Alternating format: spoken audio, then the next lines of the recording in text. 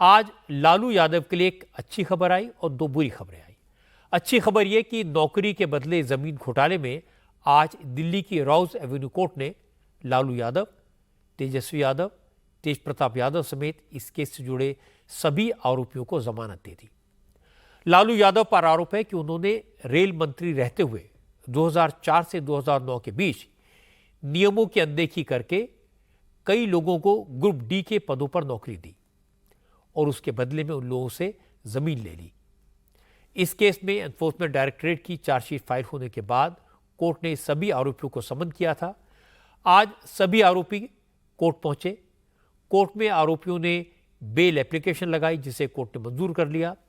Special जज विशाल गोगने ने सभी 9 आरोपियों को 1-1 लाख रुपए के पर्सनल बॉन्ड पर जमानत दे दी। अब इस केस की अगली सुनवाई 25 अक्टूबर को होगी। और लालू यादव के परिवार के लिए बुरी खबर यह है कि तेजस्वी यादव इस केस में पेशी के लिए दिल्ली में थे। उसी वक्त पटना में एक नई कंट्रोवर्सी हो गई। तेजस्वी ने पटना में डिप्टी चीफ मिनिस्टर के तौर पर मिला सरकारी आवास कल ही खाली किया है और आज बीजेपी के नेताओं ने इल्जाम लगाया कि तेजस्वी यादव घर की दीवारों को छोड़कर बाकी सब अपने साथ ले गए। हाइड्रोलिक बेड, जिम का सामान, एसी, पंखे, फैंसी लाइट्स और बैडमिंटन कोर्ट की मैट, यहां तक कि वॉश बेसिन भी गायब है। बिहार बीजेपी ने इल्जाम लगाया कि तेजस्वी ने जाते जाते सरकारी बंगले से वो सारे सामान निकाल लिए जो डिप्टी चीफ मिनिस्टर के तौर पर उनके बंगले में सरकारी खर्चे पर लगाए गए थे। बिहार बीजेपी के प्रवक्ता दानिश इकबाल ने कहा, क्योंकि ये सरकारी घर बिहार के डिप्टी चीफ मिनिस्टर सम्राट चौधरी को अलॉट हुआ है, नवरात्र में उन्हें यहां शिफ्ट होना है, इसलिए जब बंगले की साफ सफाई के कर्मचारी वहां पहुंचे तो यह देखकर हैरान रह गए कि बंगला तो पहले से साफ है, यहां कुछ बचा ही नहीं है। तेजस्वी यादव इस सरकारी घर में मौजूद सारी चीजें साथ ले गए। ये बेडरूम है, इस बेडरूम के बेड का वॉल आपको दिख रहा है, लेकिन इसका जो बेस होता है वो हाइड्रोलिक बेड था।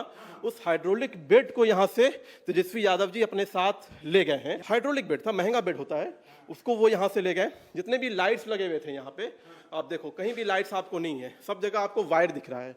यहाँ पे लाइट्स थे जो रूम की साजो सजावट के लिए होते हैं, उसको भी वो यहाँ से ले गए हैं। इस वॉश बेसिन को भी यहाँ से वो उखाड़ के ले गए हैं। ये टोटी जिसको कहते हैं वो पूरा टोटी समेत ले गए हैं। यूपी में तो टोटी चोर थे, उसी के तर्ज पे बिहार के ये नए टोटी चोर हैं जिन्होंने टोटी क्या पूरा का पूरा बंगला ही चोरी करके ले गए हैं। एयर कंडीशन यहाँ से जो है निकाल करके ले गए हैं। और ऐसे नहीं, ऐसे बहुत से, ये तो एक रूम के अंदर का है, ऐसे बहुत से एयर कंडीशंस हैं जो वो ले गए हैं। ये इस बंगले के अंदर एक बैडमिंटन कोर्ट बनवाया गया था। इस बैडमिंटन कोर्ट के जो मैट होते हैं उससे जो मैट को, उस सरफेस को जो है ये उखाड़ के ले जाया गया। ये देखिए इसके कुछ पार्टिकल्स आपको दिखेंगे जो आपको दिख रहे हैं यहाँ पे एक एयर कंडीशन की यूनिट थी, उसको यहाँ से रिमूव किया गया है, यहाँ से उखाड़ा गया है। ये देखिए ये साफ दर्शा रहा है। ये जो पूरा हॉल है ये जिम था, आपको अभी बिल्कुल नहीं लग रहा होगा कि ये जिम है। मैं आपको जब ये जिम था उसका वीडियो आपको दिखाता हूँ, आप कैमरामैन को। ये देखिए ये वही स्थान है जहां अभी हम लोग खड़े हैं। ये सारे आपको जिम के इक्विपमेंट्स दिख जाएंगे, किस प्रकार से यहाँ के जिम के इक्विपमेंट्स हैं, यहाँ के जो ट्रैक होते हैं वो आपको दिख जाएंगे। लेकिन इतनी सारी चीजें यहाँ लगी हुई थी। सारी ये देखिए, ये टेबल टेनिस के जो ये हैं वो भी हैं, लगे हुए हैं, सारे इक्विपमेंट्स हैं आप देखिए। और ये पूरा खाली कर दिया गया है।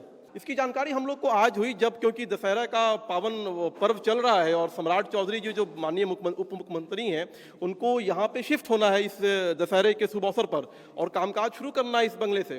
तो जब आज हम लोग यहाँ पर आए तो हम लोगों ने प्रथम दृष्टि में देखा कि जो बेसिक चीजें होती हैं एक आवास की, वो सारी चीजें नदारद थी। केंद्रीय मंत्री गिरिराज सिंह ने इस मामले में तेजस्वी यादव के साथ साथ लालू यादव पर भी निशाना साधा। गिरिराज सिंह ने कहा, लालू यादव ने तो सिर्फ चारा खाया था, तेजस्वी तो ईंट भी खा गए, इसलिए अब इस मामले की जांच होनी चाहिए।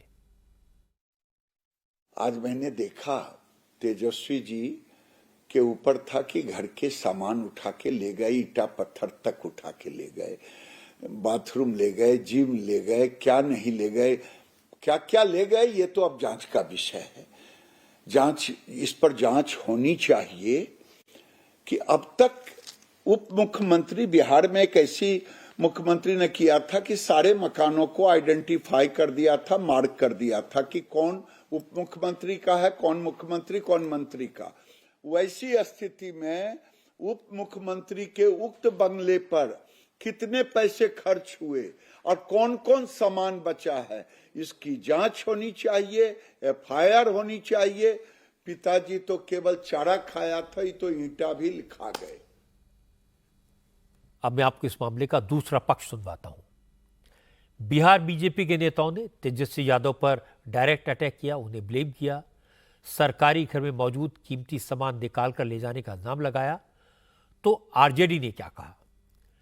आरजेडी की तरफ से शक्ति यादव ने पलटवार किया। शक्ति यादव ने कहा, बीजेपी के लोग हल्की बातें कर रहे हैं, बिना सिर पैर के इल्जाम लगा रहे हैं, इसके पीछे सबूत क्या है? शक्ति यादव ने कहा, भवन निर्माण विभाग को पूरा डिटेल देना होगा कि जब ये सरकारी घर तेजस्वी यादव का अलॉट हुआ था उस वक्त वहां क्या क्या था और खाली करते वक्त क्या क्या सामान मिला। शक्ति यादव ने कहा कि यह मामला कोर्ट में जाएगा, अगर इल्जाम गलत साबित हुए तो नाक रगड़कर माफी मांगनी पड़ेगी। दिल्ली में जब टोटी खुल गई, भाजपा की कालिक पोता गई, 5 दिसंबर मार्च बिहार में जब हैंड ओवर हुआ डिप्टी सीएम को, तो इनके जो खनसामा टाइप का लोग है वो छुछुदरपना करना शुरू कर दिया। टोटी खुल गया, एक गायब हो गया, इन्वेंट्री जारी करे भवन निर्माण विभाग। ये कौन होता है जी? ये कौन व्यक्ति है भाई? भवन निर्माण का अधिकारी है क्या? ये कैसे बोल रहा है? कौन से साक्ष्य के आधार पर बोल रहा है? सारे इन्वेंट्री को भवन निर्माण विभाग को जारी करना पड़ेगा। यो ही नहीं छोड़ेंगे, याद रखिएगा। मामला कोर्ट तक जाएगी, सबको पार्टी बनाएंगे, नाक तक रगड़वाएंगे। प्रूव करना पड़ेगा क्या क्या चीज लगा मिला था, क्या क्या चीज है। इसलिए सारे वीडियो बनाए हुए हैं, बड़े स्क्रीन पर दिखाएंगे इनको, शुरू से लेकर के अंत तक। तब इनका जो है मुंह छिपाने का जगह नहीं मिलेगा। चूंकि आरजेडी ने सीधे सीधे भवन निर्माण विभाग को चैलेंज किया, कहा कि भवन निर्माण विभाग पूरी इन्वेंट्री जारी करे, इसलिए बिहार के भवन निर्माण मंत्री जयंत राज से इसे लेकर सवाल पूछा गया। जयंत राज ने कहा, अभी तो डिप्टी सीएम का सरकारी घर खाली हुआ है, अभी तो ये देखा जा रहा है कि क्या क्या सामान वहां मौजूद है, उसकी लिस्ट बनाई जा रही है। लिस्ट तैयार होने के बाद पता चलेगा कि क्या सामान मौजूद था और क्या सामान गायब है। देखिए, अभी तो विभाग उसको सूचीबद्ध कर रहा है। अगर कोई सामान गायब होगा तो उसको विधि सम्मत हम लोग कार्रवाई करेंगे। और ये चूंकि एक प्रक्रिया होती है, अब कोई मकान खाली करके परसों ही खाली करके गए हैं, बड़ा मकान है, तो उसको हम लोग एक एक सामान को सूचीबद्ध कर लिया जाएगा। सब पहली नज़र में क्या जानकारी मिल रही है? चूंकि एसी जहां से हटा है वो तो साफ तौर पर दिख रहा है कि वहां से एसी खुला हुआ है। नहीं, बहुत सामान जो लोग रहते हैं वो अपने हिसाब से भी कई एक सामान को लगाते हैं, लेकिन पूरा विभाग सूचीबद्ध कर लेगा, उसके बाद आप लोगों को जानकारी देंगे। सहयोगी पार्टी बीजेपी तो आरोप लगा रही है खुलकर कि भाई उसमें से कई चीजें गायब है। तेजस्वी अपने साथ नल ले गए, टोटी ले गए, सोफा ले गए, एसी ले गए। अभी इसकी पूरी जानकारी नहीं है हमारे पास। तेजस्वी यादव के लिए आज एक और परेशानी वाली खबर आई। बिहार में एनडीए सरकार के विश्वास मत के दौरान हॉर्स ट्रेडिंग के आरोपों की जांच अब ईडी करेगी। अब तक इस केस की जांच बिहार की इकोनॉमिक ऑफेंसेस विंग कर रही थी। ईओए की जांच में खुलासा हुआ कि एनडीए सरकार को गिराने के लिए विधायकों को हवाला के जरिए पेशगी के तौर पर पैसे दिए गए थे और बाकी रकम काम होने के बाद देने का वादा किया गया था। जानकारों ने दावा तो यह भी किया कि तेजस्वी यादव के एक बेहद करीबी व्यक्ति ने इस पूरे ऑपरेशन को अंजाम दिया था। यह मामला इसी साल जनवरी का है, जब बिहार में एनडीए की सरकार बनने के दौरान विधायकों की खरीद फरोख्त की कोशिश की गई। विधानसभा में नीतीश कुमार ने पूरे मामले की जांच की बात कही थी और इसके बाद जेडीयू के विधायक सुधांशु शेखर की शिकायत पर जांच शुरू हुई।